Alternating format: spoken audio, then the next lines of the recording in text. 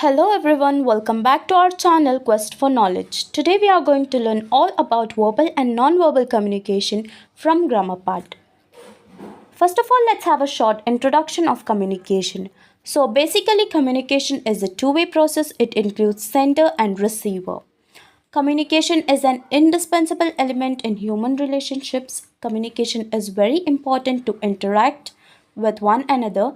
Humans interact with one another through communication. Then we have a definition of communication. Rogers defined that communication is a process by which people create and share information with one another in order to reach a common understanding.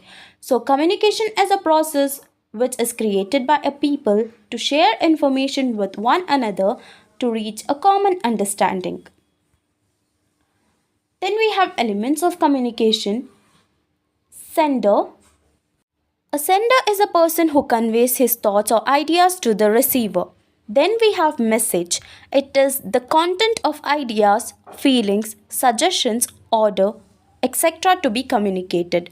Then we have encoding. Encoding is a process of converting the message into communication symbols such as words, pictures, and gestures. Then we have medium.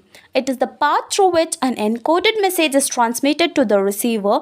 The channel may be written, face to face, phone call, interest, etc. Then we have decoding. It is the process of converting encoded symbols of the sender. Then we have receiver, the person who receives communication from the sender. And then we have feedback. Feedback includes all actions of the receiver indicating that he has received and understood the sender's message. Next we have noise, that is tone while talking. Noise is an obstruction, obstacle, blockage, or hindrance, barrier to the communication. It may affect sender, message, or receiver. Then we have objectives of communication. That is, why do we communicate at all? We communicate to persuade. It means that we want someone to do something and this desire of ours is communicated. We communicate to provide information. We communicate seeking information. We communicate to express our emotions. Next, we have types of communication. The two important types of communication are verbal communication and non-verbal communication. First, let's learn about verbal communication.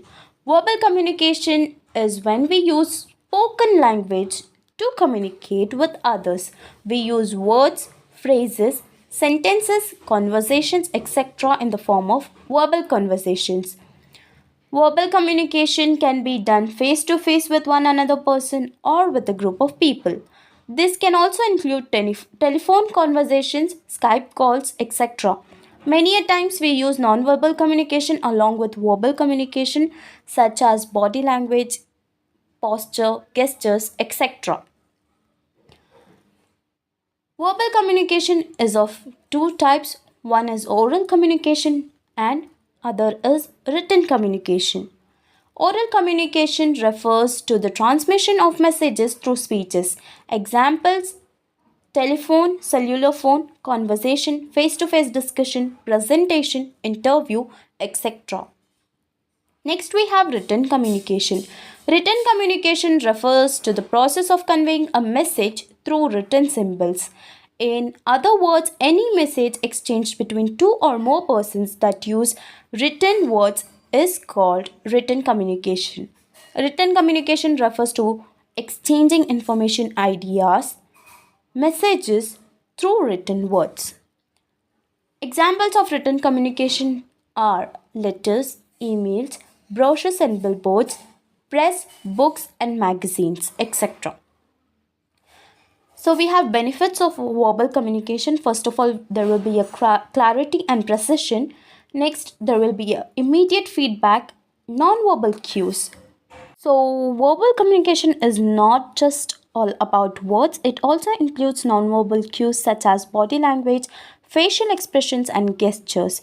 These cues provide additional context and help convey emotions and intentions. Personal connection, effective problem solving, flexibility, cultural understanding, immediate resolution to issues. then enhanced learning, emotional expression, so on. Then we have other types of verbal communication. First is intrapersonal communication. This refers to the conversation we have with ourselves in our minds. It involves self reflection, self analysis, and self expression. This internal dialogue helps us to process thoughts, make decisions, and reflect on our experiences. Then we have interpersonal communication. It occurs between two or more people and plays a crucial, important role in building relationships, expressing emotions, and exchanging information. Then we have group communication. This involves interactions within a small group of people, such as team meetings or collaborative discussions. Then we have public communication. This involves speaking to a larger audience, such as giving a presentation, delivering a speech, or leading a public event. Then we have mass communication. This reaches a wide audience through television, radio, or online platforms. Coming to nonverbal communication, we do not communicate only through words alone or only through writing, speaking, or listening. Another equally important aspect of communication is the non-word aspect. Communication that involves neither written nor spoken words but takes the place without the use of words. It is the communication without the use of words. It includes gestures, signs, facial expressions, and body language. Examples of nonverbal communication are facial expressions, gestures, paralinguistics, such as loudness or tone of voice. Paralinguistics refers to vocal communication that is separate from actual language. Then we have body language, and then we have proxemics or personal space. People often refer to their need for personal space. This is known as proxemics and is another important type of non-verbal communication. Then we have eye gaze, haptics, that is touch. Touch can communicate affection, familiarity, sympathy, and other emotions. Eye gaze plays an important role in nonverbal communication with important cues in looking, staring, and blinking. For example, when you encounter people or things you like, your rate of blinking increases and your pupils dilate. Next, we have appearance, and then is artifacts. Artifacts are unique in nonverbal communication, conveying messages about social status and personal history. In communication, an artifact is any physical object conveying a message. Status symbols like luxury cars or designer clothing communicate wealth and prestige to others.